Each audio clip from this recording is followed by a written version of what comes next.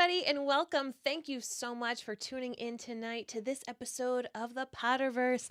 Take a moment, of course, to hit that share button below or retweet or screenshot and share this in your stories. Sharing is honestly the very best way to help others learn about the podcast, and you can think of it as a virtual hug for Blake and I. It helps spread the word, so share it on your wall, as I said, in your stories. Share it with some other friends who love Harry Potter as well, as we are doing this read along through the entire Harry Potter series to get us through 2020 and 2021. This is going to be the Lumos in our time of Nox. Yes, absolutely. This is what we're here for. This is what we're having fun for. Let's get her done, man. Yeah. I'm ready to start nerding out about some Harry Potter. And good news, ladies and gents. Good news. Good news. Guess what? Chicken butt. That joke never gets old. I know. Never gets old. I don't I care know. how old you are. It never gets old. Nope. We did our house percentage quiz, We did. and I'm very excited about this. Very excited. Yeah. Did you get the results that you expected? No. No, really? Mm-hmm. Wow. I mean, Okay. kind of. So, so we're gonna have to take a screenshot of it. Okay. I mean, And- we could just say it later. No. We're gonna say it, but we're gonna have to take a screenshot for Out proof. loud. Vampire. For proof. We're gonna have to say it for proof because Okay. Say it out loud. so that way we know the people could see it and enjoy it and have some fun with it. So Okay. everybody, so thank you. Sharing is caring, everybody. Thank you very much for saying that. The Expecto Patronum, hashtag Expecto Patronum. When you do share this is excellent. We are averaging about between 16 and 20 shares. So let's try to get up to at least 25 today. So please do so. Thank you very much to Laura and to Tracy, Anna, Caitlin, Rebecca, the other Rebecca. Let's see. Ellen, thank you very much. Thank Kyle you. Ann, thank you so much. Jolene, thank you. Susan, thank you. Thank you. Thank you, everybody, so much for sharing this and sharing this on your wall or sharing this on your feed or sharing this, anywhere. Thank you, really. Tamara. It's a big deal. Victoria. It's a big deal. For And us. we wanted to extend a big thank you for your patience as we did have to delay this week's episode. We were hoping to be recording on Monday, but our kids were sick.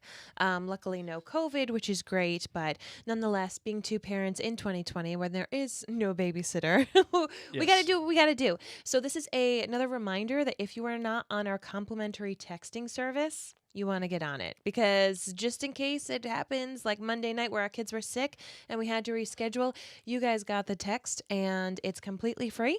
You just text the phone number 81010 and in the message field at Elderwand. If one of you wouldn't mind writing that in the chat, so you text the phone number 81010 and in the message field at @Elderwand, all one word. Tamara, thank you so much for sharing as always. And Allison says, kids come first, no worries. And yes, we've come to discover that kids do come first. So thank you guys, thank you, and everybody saying that they love the text service. By the way, I want to call up Mary's shirt today. I'm a big fan, fan. It's a little retro, it's a little 80s, but you know what? 80s? Yeah, it's a little 80s, and I'm kind of into it. Okay. I'm kind of into it. You know what I feel like it belongs at? Where? I feel like it belongs at the 80s cafe in Back to the Future Part 2. Awesome. That's where I feel like it belongs. Okay. And I'm kind of in on that. Maybe like Stranger Things. Yeah, sure. I'm Why at the not? mall or something. Why Okay. not? So, all right, let's do it. Let's make a podcast, shall? Oh, no, we can't yet. Mary, you're gonna have to vamp because I did bring up the podcast software. I will totally vamp. Please do so. Yeah, our kids are doing well. The fun question that I would love for you guys to answer in the comments below. For those of you who've been here for a while, you know how we do. You put where you're from. You put your house. You can even do some fun emojis based upon your house. And I would like to know, what's the grossest thing you ever ate? Oh. The grossest thing you ever ate. Oh. Now, here's a question, Blake. Do you remember those deviled eggs with octopus on it? Did either of us eat that? No. Come on now. You think I would eat that? I don't think I ate it either. No. You're out of your mind if you think I'm eating that. What's the grossest thing you ever ate, Blake? Oh, geez. I ate alligator once. Was Alligator it gross, though, or were you like, oh, it's It was actually kind of doable? good. the grossest thing. I think that's sushi that you made me eat on our second or Oh third my date. gosh, it was so good. Oh God, it was so gross. So gross. I tried my best. I was concentrating so fracking hard to not just puke that entire time. Oh my goodness gracious. I think for me, the grossest thing I've ever eaten is something that I found out I was allergic to. I'm allergic to scallops, so I can eat clams, mussels, lobster. We live in the ocean state, so fish and shellfish is aplenty.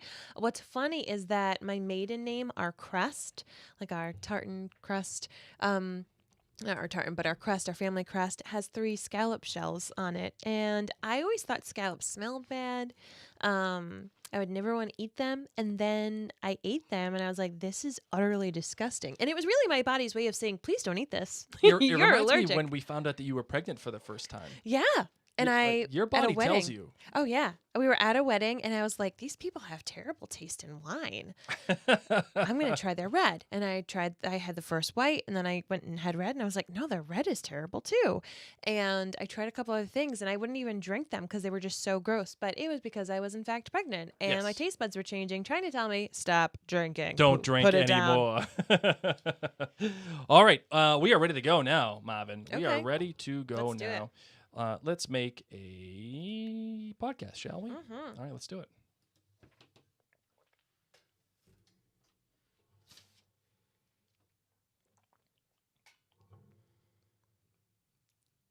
Hey there, Nerd Clan. Thanks so much for tuning in. As always, this episode of The Potterverse is brought to you by MinuteWithMary.com.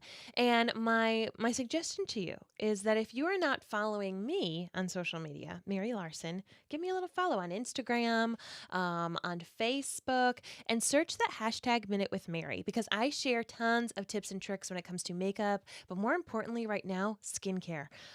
So make sure you search that hashtag MinuteWithMary. Give me a follow. And if you need anything, you can head on over to MinuteWithMary.com.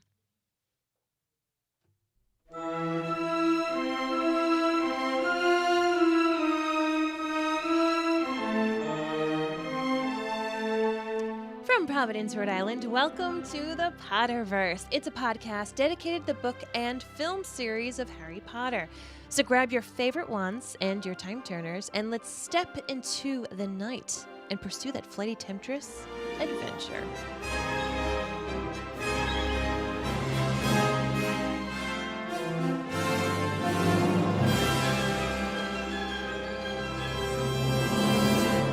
Hello, everybody, and welcome. My name's Mary Larson. My name is Blake, and I am out. I am out on rotten salmon or rotten food. I'm just out on the Deathday party altogether. Oh my God, because you want to know what I decided to read? Yeah, yes, I do. On the other side of the dungeon was a long table, also covered in black velvet. They approached it eagerly, but next moment had stopped in their tracks. Horrified. The smell was quite disgusting. Large, rotten fish were laid on handsome silver platters. Cakes, burned charcoal black, were heaped on salvers. There was a great maggoty haggis, a slab of cheese covered in furry green mold, and in pride of place, an enormous gray cake in the shape of a tombstone.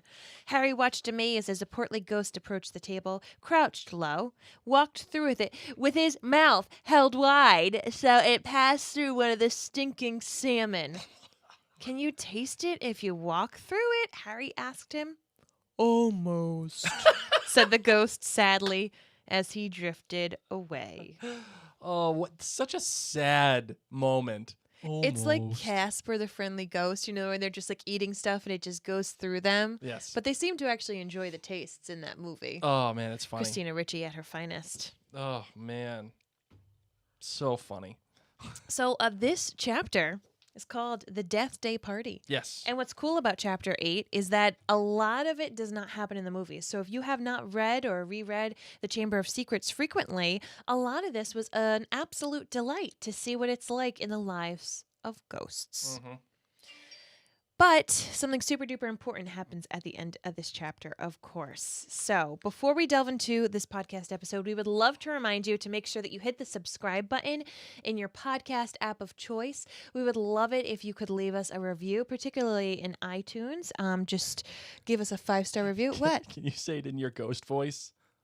5-star review. Please. Thanks. It'll make us really happy. Almost. Especially if you write something, I guess. And as always, we love to remind you can head on over to maryandblake.com. If you've never checked out that website, please do. This fine fellow sitting across from me created it. Is a stunning website, and all of our other podcasts and blogs are there for your listening or reading pleasure. Soon to be season 4 of The Crown. I know. And November 12th, I believe that is coming out. We will be doing that for jointhenerdclan.com, which I'm very excited about. So go there. If you want to support, and if you find any value in what we do, go to jointhenerdclan.com. Become one of the official members of the Nerd Clan. Enjoy that community and all the cool perks that we got over there, including the Crown podcast and the Hamilton podcast and the Blake's Book Club and everything that we got going on over there. It's a lot of fun. We're going to be adding some more stuff to it soon. We will. I hope so. All right, Marvin, you ready to get into this podcast? Always. Let's do a good one.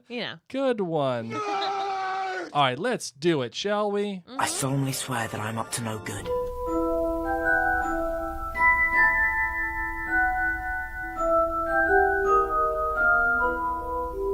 Kicking things off with a little wee recap for you. So Harry has been doing Quidditch in all sorts of weather all morning long, and he's dripping wet, comes inside the castle muddy. Filch gets upset, tries to have him get in trouble, and he brings him up to his office. While he's there, some situations happen. Nearly Headless-Nick invites him to his Deathday party, where we have all sorts of unmerriment. Unmerriment. Good one. And while they're leaving the Deathday party, which just so happens to be on Halloween, they find a dead or frozen, I don't know, Mrs. Norris just chilling and hanging out. Petrified. Yeah. There you go. But I got don't you. know if we know that as the word in this right now. No, we don't know that as of this very moment. But yeah, she's she is frozen. She's petrified. frozen in time. Yes. She's like an icicle, a cat's After Harry heard, Rip pod kill you, all these scary things happening. Rip, tear. Which is exactly what you want to hear when you're at a Deathday party. Oh, yeah, exactly. Okay, Lumos is going to have to calm down. Lumos is a little aggressive with us right now. It's okay. She loves me. She wants some She attention. loves me. We've discovered that Yeah, Lumos yeah, just yeah. is obsessed with Mama. Yes. Obsessed. Will not leave her alone. Oh, she's a good cat. She is. Okay, so what about this chapter stood out to you most, Marvin? What do you think? Well, I mean, obviously, when you're looking for major plot things, you're looking at Harry, like the last page, Harry hearing the voice and then the trio finding Mrs. Norris. That, of course, stands out to us. But let's remove that and let's savor chapter 8 a little bit, because chapter 8 in the fandom is quite the controversial chapter. Are you in or out? I'm in. I'm out. I know you are. Why do you think I'm out? Because you're like, what's the point of this chapter? Where are we going? All that matters is the last page. This is just like That's not fluff. true. That's not true. Well, I mean, I'm out on all the ghosts. I think I'm out on the ghosts. That's the thing. Though it does give us a little bit of an introduction to Myrtle. But before I get into why I'm out, why are you in? Because it expands the Harry Potter universe. It expands the Potterverse, one may say. We learn more about ghosts in this universe, how they operate, how they're able to maneuver themselves around this castle, what it's like for these ghosts who inhabit it. I just find the ghost bit quite interesting, and I love holidays at Hogwarts, and to know that this is a different way that they are celebrating Halloween is by celebrating Sir Nicholas's Deathday. I think what also is really interesting in this chapter are the breadcrumbs that are left out for us. Can you do me a favor? Can you say it in my voice that you just did? No. No. It's such a waste. Oh, that one. I'm like, which one? There are so many Blake Wine voices. What are you talking about? Blake. What? You're as emo as Order of the Phoenix. Oh, I have been for the past number of days. I will admit, I will cop to that. I will absolutely cop Listen, to man, I may be under the weather, but I am still more chipper than you. So, okay, we get things starting off with Ginny Weasley. A lot of the kids at Hogwarts have a cold, so they have this like pepper stuff, this like pepper potion that Madame Pomfrey is getting them, which is really cool because it makes your ears smoke. And so a lot of the kids are sick. And, it looks like Ginny might be sick. Percy even like convinces her to take this pepper stuff. He's like, come on, little sis. You're looking a little peaky. Yeah. You got to get this in. So I love that breadcrumb that once again, Ginny's a little off. Something is wrong with Ginny, and it's an early clue that she ain't right. Yeah. Yeah. And we've gotten these throughout it. So I love it. We also get Peeves being in the vanishing cabinet, which is going to come into play. And I just love it because that, to me, is an important breadcrumb. It's something that is just really fun. As we got to see the vanishing cabinet earlier, and now we get to have fun with it again. We got And to it's see... broken. It's broken in this chapter, Yes. which is a big deal. Yes. Which is why it has to get fixed later on. So there are things like that as you reread these books, you might, as a first-time reader, Blake, you might sit there and say, meh, okay, whatevs, but it's just these little things sprinkled in. We get a great introduction to seeing how a lot of these ghosts interact. Ghosts, of course, play a big part in the books. And, of course, Moaning Myrtle. We get to hang out with Moaning Myrtle. Yep. Brittany here on Facebook says, "You're as emo as the Order of the Phoenix." That is my the new shirt for this chapter, I think. So, I think that's what we're gonna do. Pepper up potion. Thank you, Tammy. Yeah. So I like the early beginnings here that you mentioned, Mary, the Vanishing Cabinet and the stuff with Ginny. I think that's important stuff. Again, the author is doing this great thing where she's introducing these small things so that when you look back on it, you say, oh, wow, yeah, that makes sense. Or you're already familiar with either the Vanishing Cabinet or something wrong, something is off. Yeah. There's early clues, and I really like that. But one of the things that happens in this chapter that I really, really, really, Is really, it Filch? really like, Is it Filch? it's absolutely Filch. Yes. And this is why I'm not saying I'm out on the chapter. I'm saying I'm out on the ghosts because Yeah. I don't care about the ghosts. The Okay. ghosts don't do nothing for me except for Myrtle. And even then, she don't do that much other than just like, like she just whines because she moans. But the Filch thing, No. the Filch thing, what happens with the Filch is important because Filch, up until this point, has been just a burdensome figure for Yeah, the a children. thorn in your side. And he's been like fun to laugh at a little bit, and he's been a little bit of a kicking post, I would say, for the book and for the students, especially the trio, as he is giving them detention, or he's part of their detention, giving them the Hagrid saying I was going to hang them from their feet and yada yada, and you kind of blow him off, and you don't understand why he's so mad. You don't understand why he's so angry until now, and it's about the quick spell. This book, A Correspondence Course in Beginner's Magic. Filch is a squib. He was born of wizard parents with no particular wizarding It's abilities. like the opposite of a mudblood. Yes. Yeah. And they're both sad words. Yeah. Like squib isn't something that it's like a nice word. And again, that's another one of the author's amazing uses of phraseology, like just squib, something that is like supposed to explode but doesn't, and it's just a waste. It's a squib, like it's, and I love that because you get an immediate correlation between the person and what you know as a real squib. It's an immediate connection. I really like that, and the advertising for a quick spell is genius. It's Give it to me, Blake. It's like, it reminds me of like do you remember the Ronco turkey maker or whatever it is, the turkey spinner? No. Set it and forget it. I thought that was like the crock pot saying. No.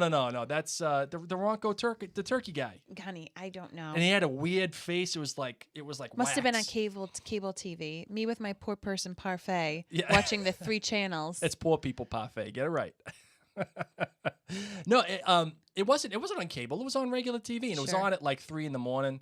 And it was like wasn't allowed to they would watch they TV would have a then. huge audience in the studio, and they'd Watching be a like, turkey? He'd be like, "Set it," and the whole audience would go, "Forget it, yeah, they'd all clap and everything. And you could see it's just turning and the fat is just coming off and you don't have to do anything about it. Anyway, so those of you who are watching or listening right now, tell me that you remember the Ronco turkey cook-at, whatever it is. Anyway, feel out of step in the world of the modern magic? Find yourself making excuses not to perform simple spells? Ever been taunted for your woeful wand work? There's an answer! Quick Spell is an all-new, fail-safe, quick result, easy learn course. Hundreds of witches and wizards have benefited from the Quick Spell method. Madam Z Nettles of Topsome writes, I had no memory of incantations, and my potions were a family joke.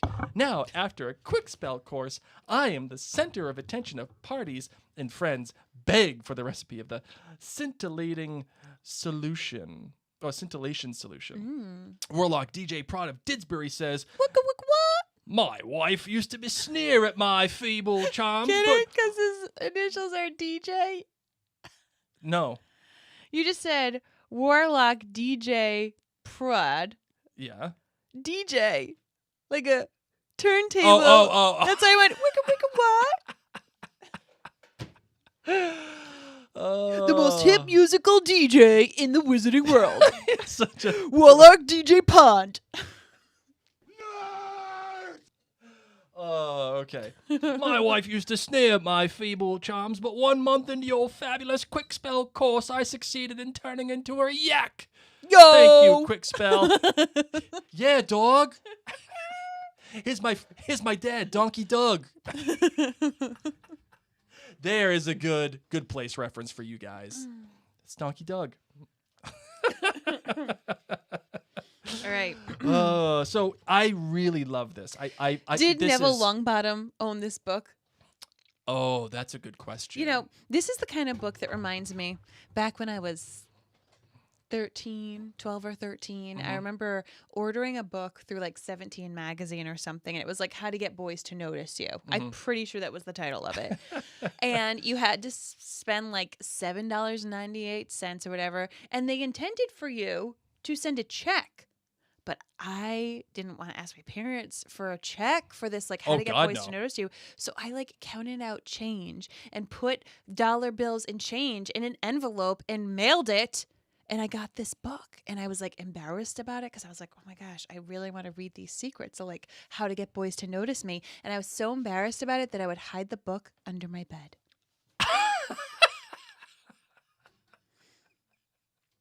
You're such a dork. The most important thing I took out of that book was look at boys in the eye. Thanks, Really? book. Yeah, that is not a great. But I will cop to one thing. What? I read Cosmopolitan Okay. to try to figure out girls because I had two sisters, so they had Cosmos. Oh, it was in the bathroom, it was next to the toilet, and you figure, hey, you go to the bathroom, you got nothing else to Thank read. God we don't have any more of that anymore. People just read on their phones, which is even more gross to know that your phone's like chilling out with you while you're chilling out. Your phone's But- red flagged. It's like that Seinfeld episode. That book's been red flagged. You can't bring that back out. So, Filch obviously has a chip on his shoulder. Yes. He has to work at the most magical, amazing place ever, where kids who, a fourth of them, half of them, I don't know, who didn't even know that they were magical, poof, guess what? You're a wizard. And he has to hear that, like, every day. No wonder he's crabby, because it's always kind of intrigued me that he's in charge of keeping these files of kids Yep. that don't behave. Like, he's the caretaker, meaning, he has to take care of these dirty floors Sure. and squeaky stairs or whatever. But why is he also the person who's in charge of just the misbehavior? Like, Yeah. why is that also lumped into it? Or is it just something that makes him feel good? I think it's something that makes him feel good because he finally has power over some of these he wizards. literally has, like, drawers full of Fred and George Weasley reports. Sure. What are these reports for? Do you take him to Dumbledore? And do you think Dumbledore cares? No, probably not. No. Probably not. But it gives him some sort of power. And also, I think it gives him a sense of fulfillment. No, he is not a wizard, but he still gets to participate in the wizarding community. And that, to me, sounds like some serious mom and dad issues that he's got. Like, that sounds like a lot of therapy. So much therapy. He don't need quick spell. He needs a licensed social worker. All the copays for Seriously. Filch. Seriously. So yeah, I'm in on this, and I'm in on it for Filch because of what the author does to give him some real layering, some actual.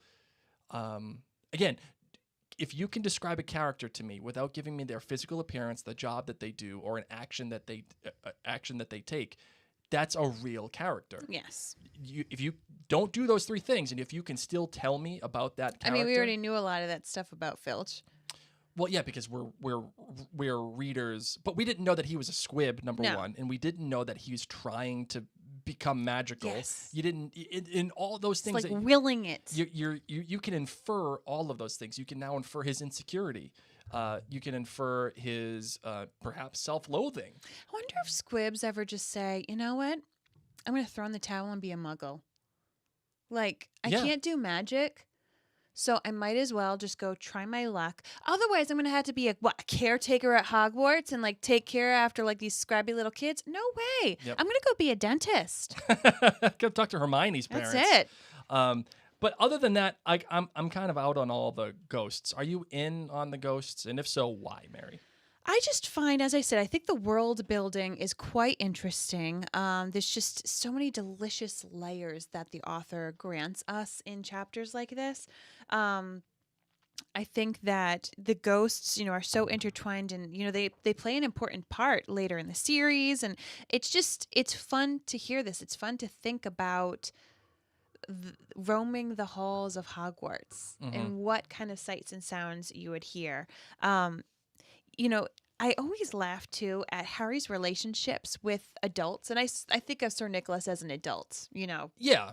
Like, even though he's a ghost, how he just like vented to Harry, like, oh, all these things happened to me, and I was hit 45 times in the neck, and they won't let me do it, and Harry, I just think, once again, is such an amazing, approachable person that whether it's Hagrid opening up to him or Sir Nicholas or whomever, like, people, no matter what their age, but particularly if they're seen as an outsider, Ron, for example, they feel very comfortable opening up to Harry, whereas I think these are people who are otherwise guarded. Yep. And I like that from this chapter, that Sir Nicholas, who is a ghost in Hogwarts, who is kind of like not a scary ghost, but, he kind of is scary because he's like mostly decapitated.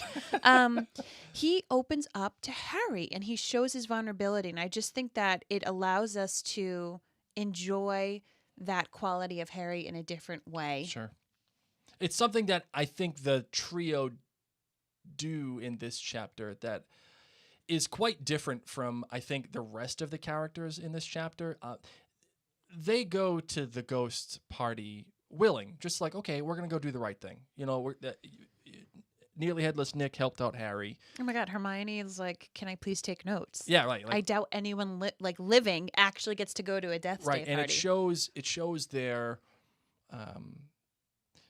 assumption of everybody, that everyone is, equal. There's enough equity for everybody to just go there and enjoy and explore and see new things and find an opportunity to just learn.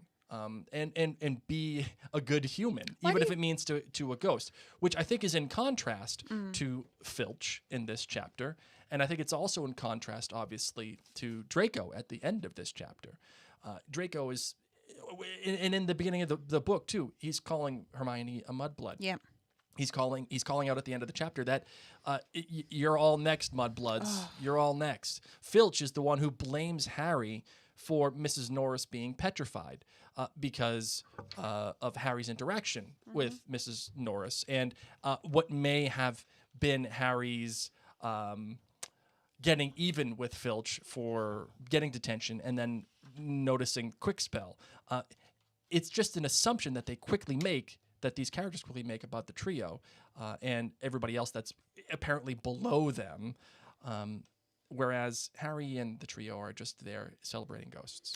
What a bummer that your death day anniversary is Halloween. It's like having your birthday on Halloween. You either like full on lean in and love it and own it, or it's like, Nobody's going to come to my party. Yeah, right. Because it's Halloween and we're at Hogwarts and it's quite magical. Okay, so we have this lovely voice, you know, saying rip, tear, kill, so hungry for so long. Yeah, this is a word to the wise. Pack snacks. Okay? All the stacks. You may be down in the pipes for half a century, okay? Give me all the gushers. I want all the fruit by the foot. Twinkies, that's shelf stable. Sure, I'll take some Swiss rolls. There you go. I'm in. Kill, time to kill. Like very hangry. I He smell needs blood. some Little I Debbie. smell blood. You know, that's a choice. That's a choice. Hold on. I got to do it. Say it out loud. And then, yes, we get the Chamber of Secrets has been opened to enemies of the air, beware. And ye, the faint of heart, this is where the Harry Potter series takes a turn. For the dark. Yeah. Yes. Like, in this area of book 2, there is, you know, death, kill, tear apart, Yeah. blood coming for you. You know, this is where, like, okay, children have something to be fearful of. Sure. And granted, like before, it was all like chest and fun, and until we got to the very end, like it was just kind of this spooky woo boogeyman thing. Yep. But this is where things start to get a little bit more real, and it's always an interesting conversation that we have with our friends who have kids. Like, when do you delve into the chapter? Right. When do you like go into the Chamber of Secrets? And this is where it starts. And it's not a coincidence, Mary, either, that it starts here. This is the beginning of the second act of this book. This is when things finally get into motion. We've done all of the introductory stuff. We've done most of the expository stuff that we need for the rest of the book. And now it's, okay, let's get into gear. Here's the inciting incident for the rest of the book. We are now beginning here. And again, as the child who is reading this, or as the reader is reading this, gets older or a little bit more mature, so does the story. So it's fitting that we have the basilisk at the beginning of the second act saying, rip, tear, kill, let's blood, all that stuff, because the reader has grown more mature, as has the story. The writing in that final part is genuinely scary. Agreed. It's genuinely foreboding. Until Malfoy arrives. Right. Then it becomes a joke a little bit, you know, and like, It doesn't become a joke. It just like snaps you back. Like, Yeah. he's still here. yeah, he still is the freaking. But that's what I mean by a joke. Like Yeah. he's a joke. Like, Yeah. oh, you mudbloods a neck. It's like, okay, shut up. There's no shock. It's, you know, I think that Tom Felton, the actor who portrays Draco in the movies, made Draco a bit more human to us as readers. I think when we read book Draco, you can't not hate him, Right. you know? Because he sucks. Yeah. Another thing too, I'm reading the illustrated edition You of sure are. this book, and the artwork in the illustrated edition has been my favorite of the entire series, of the 2 books that I've read so far. And like my favorite one so far, here, you know what, I'll even, for those of you who are listening on the podcast app, I'm sorry, you are not going to get the benefit of seeing this. However, you can go to YouTube and see it. Oh, that's Mary. That's not me. And that's me. But I got Mary's face in the way. So you know what we're going to do? You know what we're going to do? We're going to go back to the 2-shot. And then we're going to do a split shot. There we go. This artwork right here is just the best. This is the headless, you know, horsemen or whatever they are. The headless hunters or whatever they Yes. are. The group that Nick wants to join. I love this artwork. It's just so gorgeous, and all the pages all have black backgrounds. It reminds me of Batman the Animated Series, because the animated series was one of the few cartoons that was drawn, This hand-drawn. whole chapter is all black pages? Most of it. That's cool. The Batman the Animated Series was hand-drawn, and it was hand-drawn on black paper. It wasn't hand-drawn on white paper. Order of the Phoenix Darkman. So much emo Order of the Phoenix. I really like the artwork in this chapter. It is stunningly gorgeous. So if you do ever get a chance, do go out and purchase the illustrated versions of these books. You know, whatever local bookstore, Amazon that you got. Local bookstore is preferable. Yes, I would agree. And check them out, because they give you such a cool insight into the story and to a vision that the movies give you, but not in such detail. Yeah. I really, really, really liked it. So, another thing that we find out too is that even in the ghost world, Yeah. there are prejudices. Mm-hmm. There are rules. There's a whole social structure Yep. that you don't know about yet. You haven't discovered, and you're discovering as it goes along. But like, there's a whole social structure within the ghost community. Even like Moaning Myrtle, who is so insecure and obviously is getting made fun of constantly, saying that she's spotty, and she's got zits or whatever, and she's fat, and like that's what she's saying about herself. It's funny to think that even when you die, your insecurities go with you, and the social structures still go with you. And these people chose to be ghosts, which is crazy. Yeah. Ghosts can only be wizards Really? in this fandom. Yeah. Ghosts Really? can only be wizards, and they have to make that choice in the moment of death if they want to be a ghost or to move on in their life. Yep. Wow. Interesting. Yep. Very interesting. You Okay. and I can't be ghosts, Blake. Nope. Alas. Because I'm Batman and you are Wonder Woman. Something. All right, Marvin, are you ready to get into the... Oh, you have anything else to say about this chapter? No, I do not. Okay, you want to do the different perspective? Sure. Let's do it. Holy cricket! You're Harry Potter! I'm Hermione Granger. And you are? You want me to do it or you do I it? feel like you would do it well. Okay, I'm going to be nearly ahead of this, Nick. Love it. Because, Love it. because all I want to do is just join this social circle. Yep. I just want to be friends. That's it, man. And you're telling me that I can't hang out with you and do the hunts and all that other stuff because Yep. I got a 1/4 inch of skin hanging on my head? Rules are rules. Why can't I just rip the head off? That's, this is how we roll. And all I want to do is just be your friend, bro. Mm-hmm. Why can't you just be my friend? I got some cool things going on. I'm making friends with Harry Potter. Who are you? What do you got? Harry freaking Potter. Still have to get that drop. But am I so low that I have to make friends with Harry Potter? That I have to make friends with humans? Why can't I? Why is it something wrong with me that I can't be cool with the other ghosts? Is it wrong with me that I'm the only ghost I'm cool with is Peeves? And Peeves is like sucks. So, he's over there doing. He's so lonely. I just want to have a friend, man. He's a Gryffindor, and it's like we do need some other people in our lives. I'm brave. I'm cool. I'm the head of Gryffindor. What are you? You sit in the toilet all day. Get out of here. Get out of here, / please come to my party because I don't have any friends. Maybe we can go back to the toilet together, huh? Shall we? Moaning Myrtle. I mean, she's a kid, but They're ghosts now. It don't matter. Yeah. Yeah. So that's what I'm thinking. Okay. Screw. I mean, who cares about all these people? Okay. And I just want to be cool. I'm Gryffindor. I'm the head of Gryffindor. See, I don't think you can do Gryffindor well because you are what you are. That's absolutely true. All right, she share our house. Do we have any questions from our friends?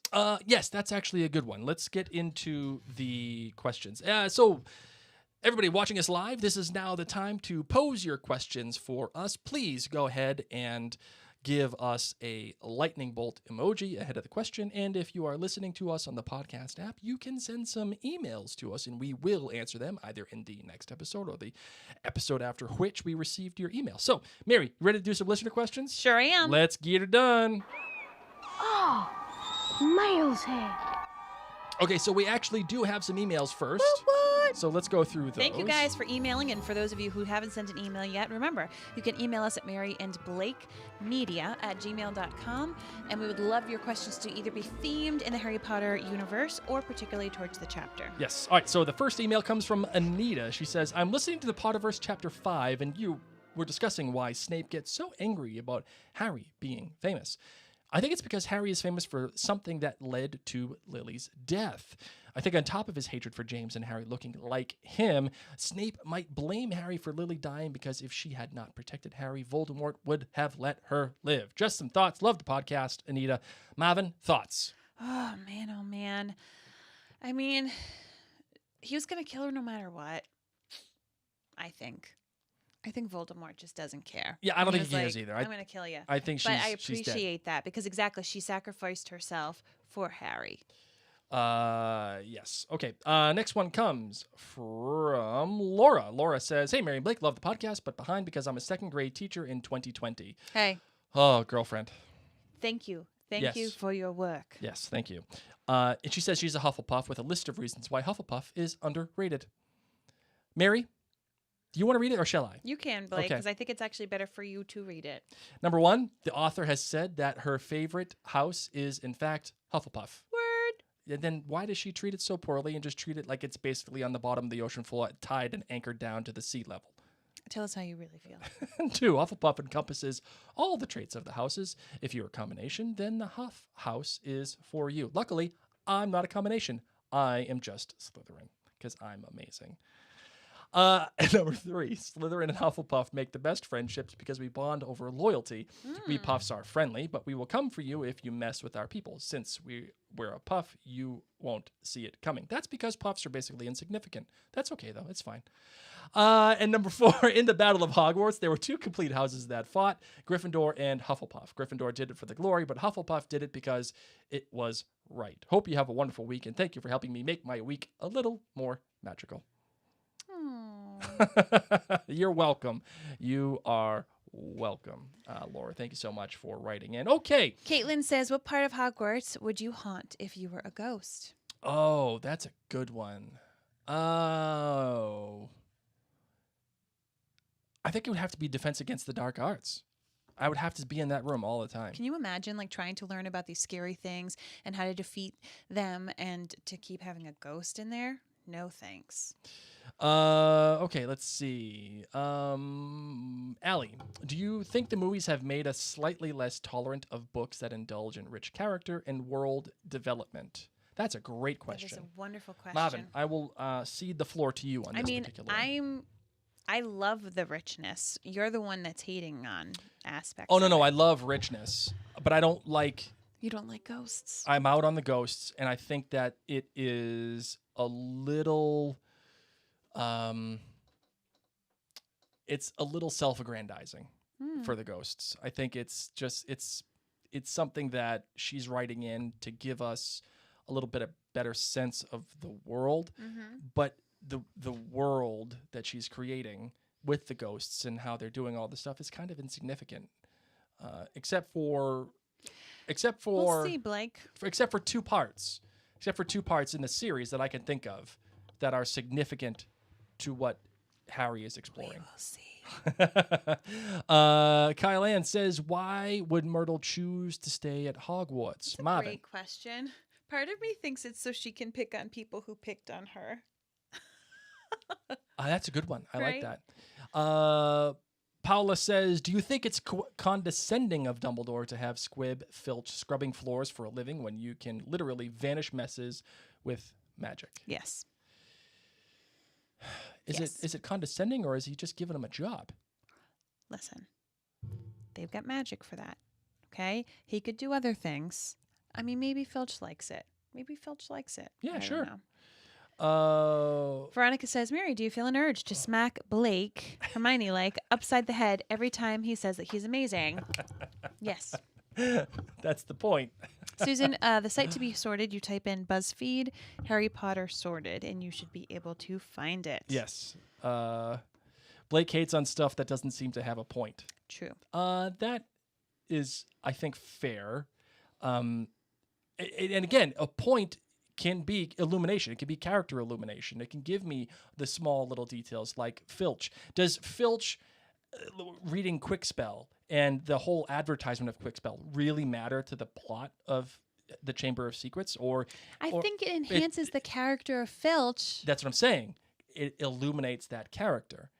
In terms of the Deathday party and all the stuff, I'm out on it. I don't think that illuminates anything of the ghosts other than almost. Like, I think that's cool, but everything else I'm kind of out on. Okay. Everyone's saying, "Oh, Blake, you're so wrong. Significant versus just fun." And Rebecca Ann says, "Unless he thinks they have a point." Yes, you're right. Exactly. And Tammy says Myrtle later says she haunted Olive Hornsby for a while until Olive complained, so she went back to Hogwarts. So it wasn't her first choice, of course. Yeah, interesting. All right, do you want to share your results? Yes, let's do it. Let me bring them up real quick. Hold on 1 second. So I took this quiz 2 times. Okay. Okay. My first time, it said that this is the first time I know, this is why I had to share. I was like, something might be wrong. This is the first time I've ever taken a quiz that said that I'm Hufflepuff. It said I was 35% Hufflepuff, 32% Gryffindor, 22% Ravenclaw, and 11% Slytherin. It starts off with, you're undeniably a Hufflepuff, but you have some strong Gryffindor qualities. So I took the quiz again. Yep. And I was like, all right, that's not right. Let's start tailoring my answers. No, it's to not what that I want want. to tailor. No, it's not that I want to tailor it, but Okay. like, did I not read every option? Because that's something I do. Oh, you definitely do that. I'm like, A looked good. Yeah, sure. Yeah, whatever. A looks good again. Okay, here we go. So when I took it again, you ready for this? Yes, let's got it. 38% Gryffindor, Bam!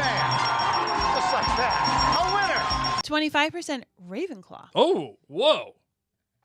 19% Slytherin, Whoa. only 18% Hufflepuff. Oh. I don't like this quiz. Honestly, Yeah. I don't. Okay, it says you ultimately place in Gryffindor. The Sorting Hat seriously considered putting you in Ravenclaw. You're a naturally born leader. You're intelligent, but you acknowledge that there are more important things in life. Your slight compatibility with the Slytherin house suggests a determination to succeed, though not at the expense of traits from your more dominant houses. So I'm like cool with some of it, but I honestly feel like I'm a lot more Puff than those other two. Shame. How about you, Blake? All right, you ready for this? Blake, you are 56% Slytherin, 24% Gryffindor, 17% Ravenclaw, and with a paltry 3% Hufflepuff. 3 frackin' percent. You are relentless in your pursuit of success, making you a perfect fit for Slytherin, but your willingness to take risks makes you somewhat compatible with the typical traits of a Gryffindor house. What up? People who don't know you well are often intimidated by your reserved demeanor, and you have very few close friends. You are loyal to few and definitely prioritize personal success over close relationships. Your slight compatibility with Ravenclaw house hints at an appreciation for knowledge and wisdom, though they are not priorities for you. Mary, how do you think that describes me? Yep. Yes. Bam! Just like that. A winner! Oh no, you know what actually this deserves?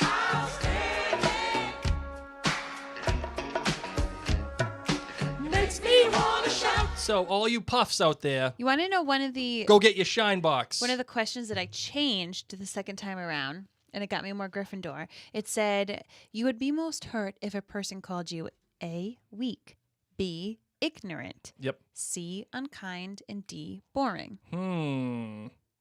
So? And at first I answered unkind. And then the more I thought about Well, it, that's a puff answer. exactly. Yeah. But then the more I thought about it, I'm like, I actually don't care if some people in my life call me unkind, because I've been unkind to a couple of people in my life that I meant to be unkind to. Yes. But you know what really rubbed me the wrong way? What? When someone said I was as bland as white toast. When I was on television and I got this comment, now mind you, being on TV, you get like a bajillion emails about random stuff. People love to pick on female newscasters. Yes, absolutely. What they're wearing, what they said. I mean, the amount of emails that I would get over a dress was just mind-boggling. But one guy used to pick on me on a daily basis. Taylor. That was his name, was Taylor. Not great, Bob. Taylor. And Oh, he had the guitar. Taylor. Let's not remember his last name Oh, for yeah. our own sake. That's true. But, yeah, he would just like write like Mary looks terrible in gray. Mary did this, and then the one that hurt me the most was Mary's as bland as white toast. Yeah. Yep. And it rubbed me the wrong way. So when I I saw remember this, his I last was name now. like, I was like, I am most mad if someone says I'm boring. There are a couple people that I have not been kind to because they have not been kind to me. And if they were to whine and be like, but Mary wasn't kind, I'd be like, you deserved it. I wonder if he liked your boots. Probably not. Oh, you should just have a T-shirt with boots on it. And a heart. No. No, thanks. Ellen here says, it's fine. We don't want you in Hufflepuff anyway, Blake. I'll be in the kitchen listening to Kelly and eating cake. Doesn't kill you, makes you strong. Everyone's saying, wow, 3%. Whoa, 56% Slytherin? Yes. Rebecca asks, Mary, did you change your answers for the test? I just changed like 2. That was one of the ones that I changed because, as I said, when I got that answer, I was like, did I answer this all right or did I take it really quickly? So I'll be honest, I took the quiz the first time really quickly. Mm-hmm. And the second time I sat and I was like, what would really bother me? Sure. And having someone say that I was boring at my job would bother me. Yep. Oh my, like sometimes we've gotten iTunes reviews. There's one where someone told Blake to divorce me because I sound like a yapping dog. And it shouldn't bother me. Like, this is just a Joe Schmo on the internet, but it actually really bothered me. Yeah, that was a rough one. I'll never forget the Yapping Blake should dog. divorce Mary because she sounds like a yapping dog. Those were legitimately word for word Yeah, the comment. people are mean. Some people are wicked mean, bro. Okay, so Wicked mean. let's wrap up the show on that happy matter. I mean, all we need is some black eyeliner in order to the Phoenix, and we're good to go. Let's see. Melissa says, part of me is happy that you aren't secretly Puff. Boy, bye. Yeah. But part of me evilly wanted you to be there for all the crap talking. No, he's not. He is I'm not. not Hufflepuff. He does love some puffs. Many of our friends are puffs. Yes, I do appreciate. If not most of our friends. I do appreciate some of the puffs. Yeah. I appreciate them. Not some. Every puff you know you love. We're at an arm's length. Oh my gosh. On that note, Like you can come into my house and have a drink, but we ain't playing Game of Thrones Risk. I'm out of tea. All right, let's go. Oh, let's close this bad boy out, Yes, shall please. we? Let's do it.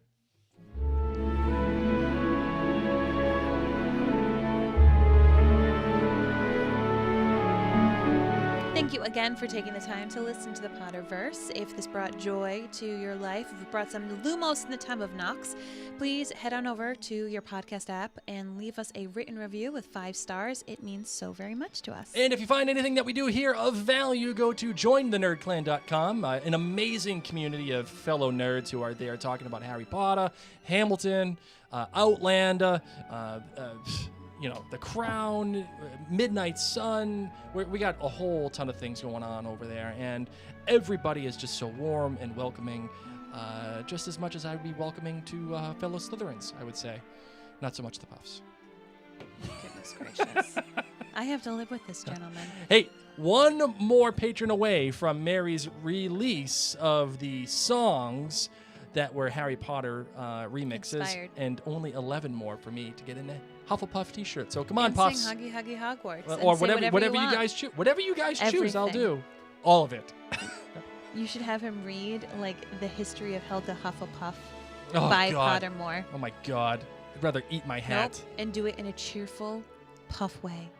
For that matter, my name's Mary. My name is Blake. Mischief managed.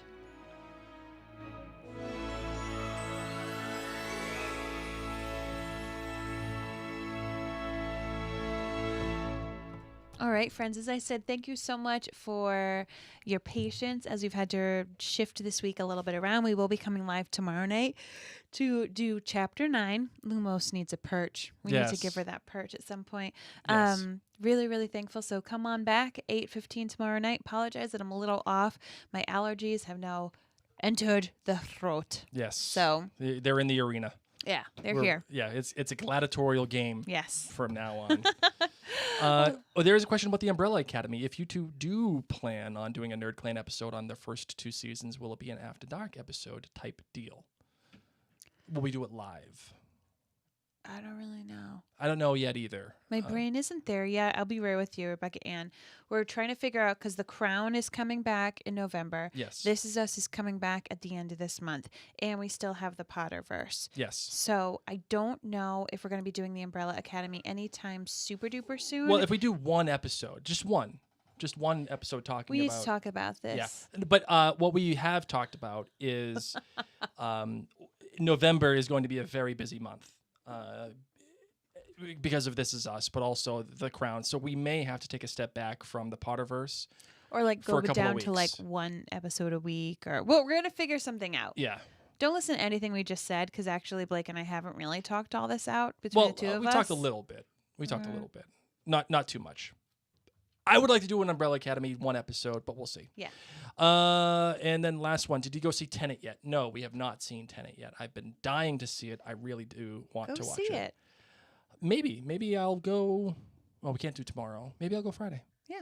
Maybe I'll go. Get out Friday. of here, puff hater. I love all the puffs. A lot of our listeners are puffs.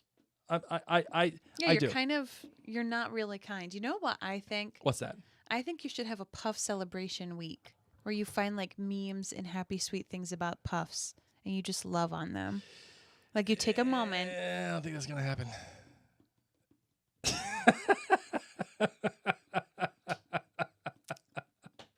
I try, guys. You I do try. try. She does try. She's the best for it. All right, let's get out of here. Thank you, everybody, for listening to us Peace out, Cub and Scouts. having a fun time with quizzes. Wicked, wicked. From DJ. All right, DJ Warlock Prod. DJ Warlock Prod. DJ Prod. That is gonna be a new T-shirt too. Those are the order. Emo is Order of the Phoenix and Warlock DJ Prod. I can't wait From for that. what is it, Dinkle Ridge? Like where is Yeah. he from? Dinkle No, seriously, where was he from? This is what we need to figure out. Tidsbury. Nuh-uh. Yeah, it's Tidsbury. Tidsbury? Yeah, No. guaranteed. You want to bet? No, I don't want to bet anything with you. I don't Tidsbury. trust you. Where is it? It's in the book. It's in chapter 8. Okay. Ugh. Didsbury. Yeah, Tidsbury. No, not TD. Oh, D, Oh, whatevs. I Yeah, knew you it called was it gonna- Dingleberry. Well, that was better. We're like DJ Prod of Didsbury. Wicka wicka what? Wicka wicka what? Mess with me and I'll turn you into a yak. Yo. Donkey Dog, yo. Oh, that's a good one. All right. Okay.